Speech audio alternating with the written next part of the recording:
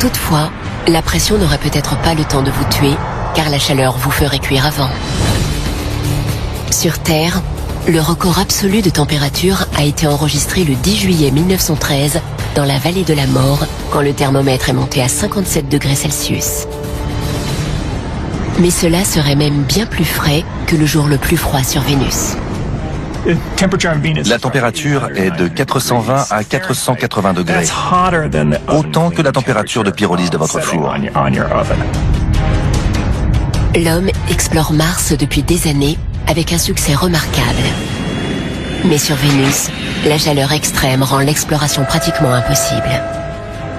Sur Mars, on peut faire atterrir un robot et l'y laisser pendant 6 ans. Sur Vénus, faites atterrir ce même robot et il fondra. Les soudures des composants électroniques deviendraient liquides et se mettraient à couler. Et contrairement à la Terre où il règne une grande diversité de climats, sur Vénus, il est impossible d'échapper à la fournaise.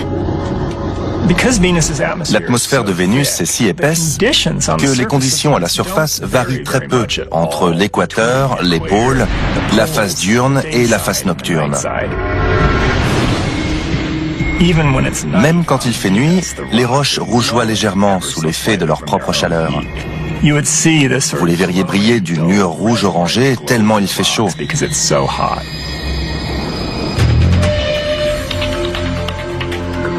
Imaginons que la température sur Terre atteigne les 480 degrés. Alors que le thermomètre grimpe inexorablement, les villes du monde entier commencent à brûler. Bradbury avait raison, le papier s'enflamme à 451 degrés Fahrenheit, soit 232 degrés Celsius. Partout, les gratte-ciels se transforment en autant de tours infernales. Les pièces situées sur l'extérieur des bâtiments brûleraient le plus fort, car elles seraient les plus exposées à la fournaise environnante. Les façades se détacheraient et commenceraient à tomber. L'acier se met à ramollir et à perdre sa rigidité aux environs de 300 degrés.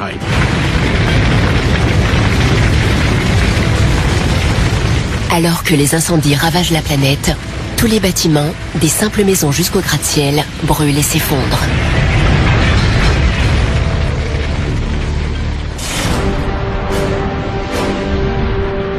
Malgré sa température infernale et sa pression écrasante, Vénus présente une surface étonnamment calme et dégagée. Mais quand on s'élève dans les nuages, cette température et cette pression uniforme cèdent la place à des contrastes extrêmes de chaleur et de froid. Ils donnent naissance à des phénomènes rivalisant avec les plus violents orages terrestres. Les nuages au sommet de l'atmosphère vénusienne sont en superrotation. Ils font le tour de la planète en 4 ou 5 jours terrestres à une vitesse de 300 km/h. Un peu comme les ouragans sur Terre. La circulation sur Vénus provient du contraste entre le chaud et le froid.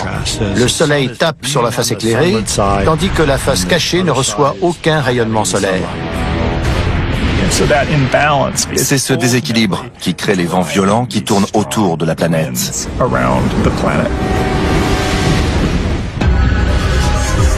Quand ils atteignent les pôles, ces vents engendrent l'un des phénomènes climatiques les plus étranges du système solaire. Un cyclone à 2 yeux.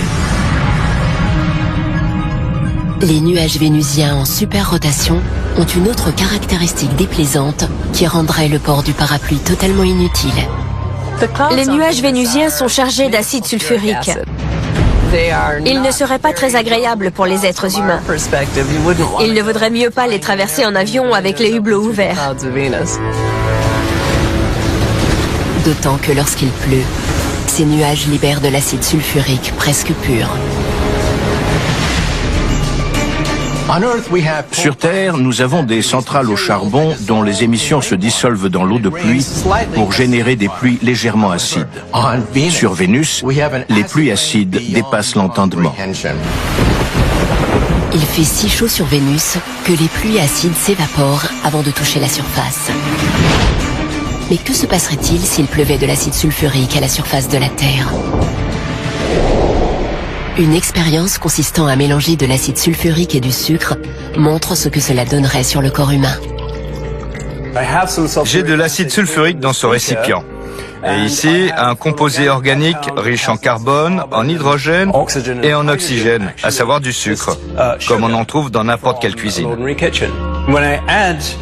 Je vais y ajouter l'acide sulfurique qui va lui retirer son eau, le déshydrater et produire une violente réaction chimique.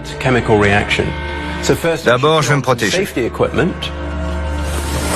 pour ne pas respirer les vapeurs. Verser l'acide sulfurique dans le sucre, comme je le fais maintenant, montre ce qui se passerait sur Vénus si l'acide sulfurique de l'atmosphère entrait en contact avec une forme de vie organique. Voilà, c'est mélangé. Je m'éloigne. L'acide sulfurique transforme le sucre en un serpent de carbone presque pur.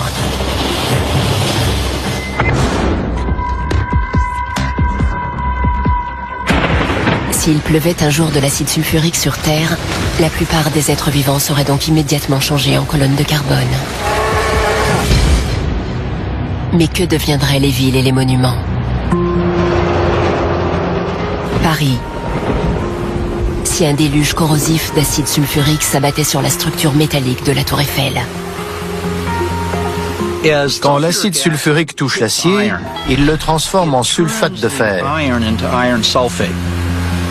Le sulfate de fer est friable, granuleux, il peut cristalliser, il est cassant et ne contribue aucunement à la solidité. Il se formerait une sorte de nuage vert autour de la Tour Eiffel à cause de cette grande quantité d'acide en train de se déverser. Ensuite, on commencerait à voir apparaître les premiers signes de défaillance dans les arcs qui soutiennent la structure. Et aussi une légère déformation. Certains rivets commenceraient à céder, et à ce moment-là, l'édifice se tordrait sous son propre poids, puis s'effondrerait.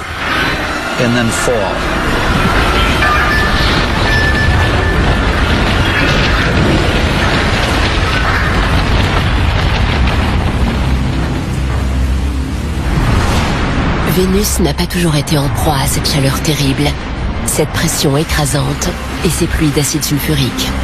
À une certaine période, le climat était calme et l'eau abondante. Mais un processus s'est alors mis en route dont nous pouvons tirer une leçon cruciale pour l'avenir de la vie sur notre propre planète.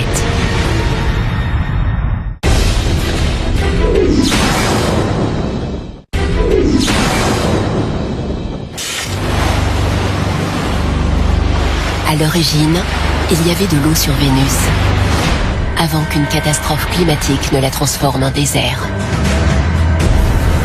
Cette catastrophe est capitale pour comprendre son climat. Et pour bien le comprendre, il faut imaginer ceci. Une partie de l'histoire trouve peut-être ses racines dans les impacts géants que la Terre et Vénus ont toutes deux subis peu de temps après leur formation. Alors que la jeune Terre refroidissait, une planète de la taille de Mars l'a percutée avec une violence phénoménale. Cette collision a accéléré la vitesse de rotation de notre planète, dont l'immense noyau de fer liquide a créé un champ magnétique. Celui-ci la protège des dangereuses particules chargées émises par le Soleil. Sans lui, elle pénétrerait dans notre atmosphère et en emporterait la majeure partie. Vénus aussi a été frappée par un gigantesque corps céleste, mais avec un résultat très différent. L'impact a ralenti sa rotation, à tel point qu'il lui faut 243 jours terrestres pour tourner une seule fois sur elle-même. Selon certains, cette lenteur explique pourquoi elle est dépourvue de champ magnétique. Son absence de champ magnétique a largement contribué à en faire l'endroit invivable qu'elle est aujourd'hui. Après ces débuts violents, la Terre et Vénus ont refroidi pour donner des planètes très similaires, du moins au début. Il y a environ 4,5 milliards d'années, quand la Terre et Vénus se sont formées, elles étaient très semblables par leur masse et leur forme. Vénus devait alors ressembler au volcan hawaïen Kilauea, mais n'étant pas protégée par un champ magnétique, son atmosphère était à la merci des particules solaires chargées. Celles-ci ont décomposé sa vapeur d'eau, séparant l'hydrogène de l'oxygène, puis dispersant l'hydrogène dans le cosmos. Les molécules d'eau ont éclaté, l'hydrogène a été emporté, l'oxygène s'est lié au carbone pour faire du dioxyde de carbone. Le dioxyde de carbone étant un puissant gaz à effet de serre, plus de dioxyde de carbone veut dire plus de chaleur. Vénus a fini par franchir un seuil critique. Elle est devenue trop chaude pour que l'eau puisse exister à sa surface. Que se passerait-il si la Terre franchissait elle aussi ce seuil ? Le lac Michigan à Chicago. Comme la température s'élève vers le point d'ébullition, cette vaste étendue d'eau vit ses dernières heures. À haute température, l'eau bout très vite. Arrivé aux environs de 300 degrés, il n'y a plus grand-chose qui puisse l'empêcher de faire et de s'évaporer. Le lac Michigan se transformerait en un immense et épais nuage. Vénus a passé ce seuil critique il y a peut-être plus de 3 milliards d'années en raison d'un effet de serre galopant. La température a continué de grimper pour atteindre finalement 480 degrés. Depuis, le climat est resté torride. Mais il y a 600 millions d'années, Vénus a subi un autre cataclysme planétaire. Une série d'éruptions volcaniques si monumentales qu'elles ont entièrement redessiné son visage. On pense qu'il y a 600 millions ou 1 milliard d'années, il y a eu une libération massive d'énergie volcanique à la surface. Le magma, s'échappant des fissures, a remodelé toute la planète. Comment cela a-t-il pu se produire ?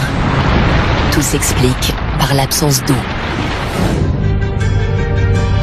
Sur Terre, les continents flottent sur le manteau liquide, créant des rifts et des volcans par lesquels s'évacue la chaleur interne dans un processus continu qu'on appelle la tectonique des plaques. Mais cela nécessite de l'eau. Sur Terre, ce mécanisme est facilité par l'eau liquide présente dans les océans et dans les roches qui forment la croûte terrestre. Sur Vénus, on n'a pas cette hydratation de la croûte qui rend possible la tectonique des plaques. Tous les quelques millions d'années, il peut donc y avoir un gigantesque vomissement de lave en fusion qui remodèle toute la surface de la planète. Mais cette catastrophe n'a pas fait que modifier l'aspect de Vénus. Elle a rendu l'environnement encore plus hostile. Quand on recouvre toute une planète de lave, on émet d'immenses quantités de gaz nocifs dans l'atmosphère. C'est sans doute cet événement qui a donné à Vénus les caractéristiques qu'on lui connaît aujourd'hui. Certains disent que Vénus est une sinistre anticipation de ce qui pourrait arriver chez nous si le réchauffement climatique actuel conduisait à un emballement de l'effet de serre. Mais même si nous pouvions résoudre ce problème, le Soleil est lui-même voué à se réchauffer pendant des centaines de millions d'années. De ce fait, il est probable que la Terre subira le même sort que Vénus. L'effet de serre sur Terre va s'emballer à mesure que le Soleil deviendra plus lumineux et on prendra le même chemin que Vénus. Mais pas tout de suite. Ça se produira dans 100 à 500 millions d'années. Le climat vénusien est un aperçu de ce qui va arriver sur Terre. Dans un avenir très lointain, nous devrons affronter les mêmes conditions que Vénus actuellement. Heureusement, nous n'avons pas à les affronter aujourd'hui. Car si c'était le cas, nos lacs et nos océans disparaîtraient, nos bâtiments se liquéfieraient, nos monuments s'effondreraient. Mais le fait qu'un emballement de l'effet de serre soit même théoriquement possible sur notre planète montre que le climat de Vénus recèle des enseignements cruciaux pour la survie de l'espèce humaine.